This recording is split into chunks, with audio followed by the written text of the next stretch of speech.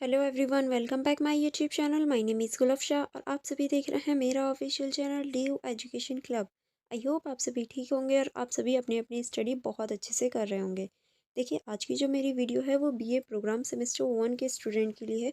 BA programme semester 1 में जो हमारी पॉलिटिकल साइंस है, आज हम इस पॉलिटिकल साइंस का क्वेश्चन पेपर कवर करेंगे। ये जो पॉलिटिकल साइंस है इसका नाम है पब्लिक एडमिनिस्ट्रेशन इन इंडिया।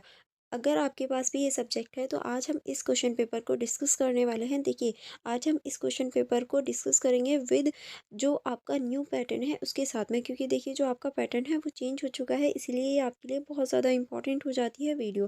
देखिए, ये जो क्वेश्चन पेपर है ये आपका 20 मार्क्स का है और आपको 3 घंटे दिए जाएंगे, ठीक है। और ये हमारे सेमेस्टर 1 का है, ठीक है। चलिए हम देख लेते हैं इस क्वेश्चन पेपर। जैसे कि आप सभी देख सकते हैं, यहाँ थोड़े से निर्देश दे रखे हैं कि आपको एनी 5 क्वेश्चन अटेम्प्ट करने हैं और सभी क्वेश्चंस के जो मार्क्स होंगे वो इक्वल होने वाले हैं, तो आप कोई भी 5 क्वेश्चन अटेम्प्ट कर सकते हैं। और इस क्वेश्चन पेपर का जो आंसर है वो आप इंग्लिश या फिर हिंदी लैंग्वेज में दे सकते हैं, ठीक है। अब यहाँ देखिए वही निर्देश हिंदी में दे रखे हैं कि आपको यहाँ पर ये सारे निर्देश हिंदी में दे रखे हैं कि आपको कोई भी एनी 5 क्वेश्चन अटेम्प्ट करने हैं, सभी के अंक बराबर हैं।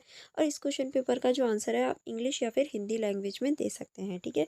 चलिए फिर बिना देरी करे हम लोग इस क्वेश्चन पेपर की स्टार्टिंग करेंगे। ये जो क्वेश्चन पेपर है इसका जो फर्स्ट क्वेश्चन है वो है आपका प्रशासनिक सुधार लोक प्रशासन की जीवन रेखा है, विवेचना कीजिए। यानी जो प्रशासनिक सुधार होते हैं वो लोक प्रशासन की जीवन रेखा है, किस तरह से ये आपको इस क्वेश्चन में बताना है, ठीक है। चलिए नेक्स्ट क्वेश्चन की तरफ चलेंगे। जैसे कि आप देख सकते हैं, क्वेश्चन नंबर 2 है हमारा, क्या आप इस बात से सहमत हैं कि ग्रामीण भारत में स्थानीय शासन ने राजनीतिक व्यवस्था में लोगों की बढ़ती भागीदारी सुनिश्चित की है? अपने उत्तर का कारण बताइए। यानी क्या आप इस बात को समझते हैं या फिर ये कहूँ इस बात से सहमत हैं कि जो ग्रामीण भारत है उसमें जो स्थानीय शासन होता है, उसकी जो राजनीतिक व्यवस्था है उसने लोगों की बढ़ती जो भागीदारी है उसको सुनिश्चित किया है या उसको बढ़ाने का कार्य किया है? हाँ, तो किस तरह से आपको अपने उत्तर का कारण भी देना है। अगर आप हाँ कहते हैं तो भी आपको बताना है क्यों, यानी उसके कारण बताने हैं। अगर आप नहीं कहते हैं तो भी आपको उसके कारण बताने हैं, ठीक है। नेक्स्ट क्वेश्चन की तरफ चलेंगे। Question number third. Question number third है हमारा, ई गवर्नेंस से आप क्या समझते हैं? डिजिटल इंडिया मिशन के संदर्भ में इसकी चर्चा कीजिए। यानी ई गवर्नेंस क्या होता है ये आपको बताना है, ठीक है।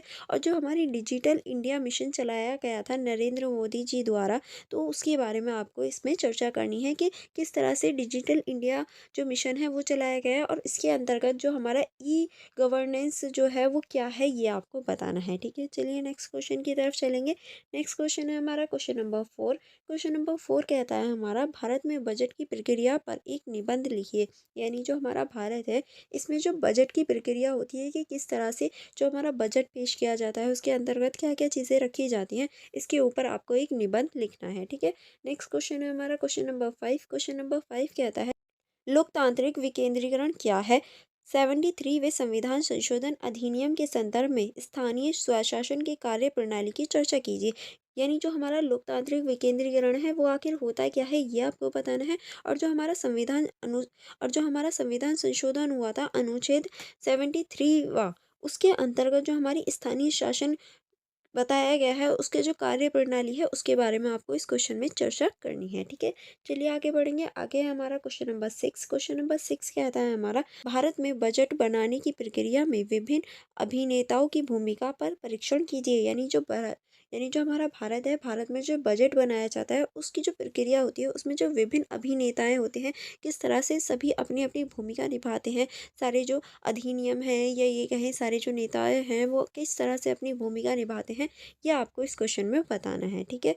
चलिए आगे बढ़ेंगे। आगे हमारा क्वेश्चन नंबर 7 दे रखा है। क्वेश्चन नंबर 7 है हमारा, सामाजिक कल्याण के साधन के रूप में शिक्षा के अधिकारों की आलोचनात्मक परीक्षण कीजिए। यानी जो एक सामाजिक कल्याण के रूप में समाधान के रूप में हम देख सकते हैं शिक्षा का अधिकार, उसको कैसे हम आलोचनात्मक परीक्षण कर सकते हैं ये आपको बताना है। तो बेसिकली आपको इसमें शिक्षा का जो अधिकार होता है उसके बारे में डिटेल में बताना है, ठीक है। और वो किस तरह से एक सामाजिक कल्याण के रूप में कार्य करता है ये भी आपको बताना है।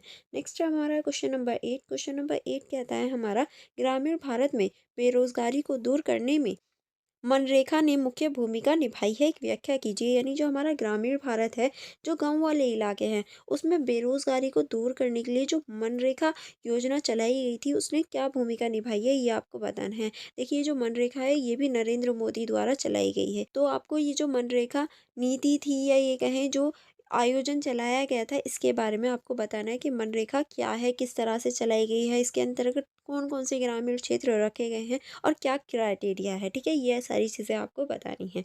नेक्स्ट टाइम हम देखेंगे क्वेश्चन नंबर 9।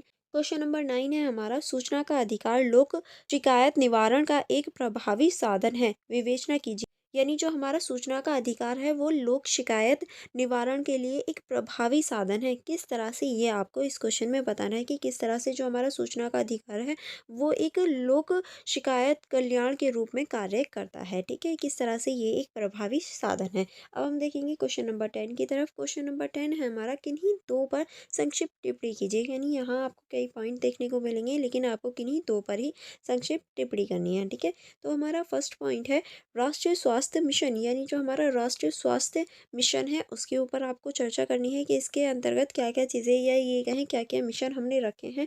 नेक्स्ट है हमारा ज़ीरो वेंस विजिटिंग। यानी जो हमारा ज़ीरो वेंस विजिटिंग है, उसके ऊपर चर्चा करनी है। नेक्स्ट है हमारा सिटीजन चार्टर। यानी जो हमारा सिटीजन चार्टर होता है, वो किस तरह से होता है, इसके अंतर्गत क्या क्या क्राइटेरिया रखा गया होता है, ये आपको बताना है।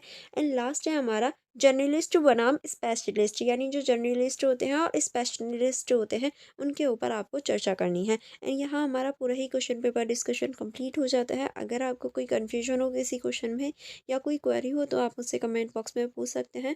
Otherwise for more information, for more videos, आप मेरे यूट्यूब चैनल को सब्सक्राइब कर सकते हैं, एंड मेरी इंस्टाग्राम आईडी एंड मेरा टेलीग्राम ग्रुप ज्वाइन कर सकते हैं, जिनका लिंक आपको डिस्क्रिप्शन बॉक्स में मिल जाएगा। आप वहां से उन्हें चेकआउट कर सकते हैं। अपने आने वाले सेमेस्टर के लिए आप मेरे यूट्यूब चैनल को सब्सक्राइब कर सकते हैं, जिसके माध्यम से आप अपनी स्टडी भी कर सकते हैं और आप अपने अच्छे नंबर गेन कर सकते हैं। ठीक है, तो अब हम लोग मिलेंगे नेक्स्ट वीडियो में। आप मेरी वीडियो को लाइक करना एंड अपने फ्रेंड्स के साथ शेयर करना मत भूलिएगा।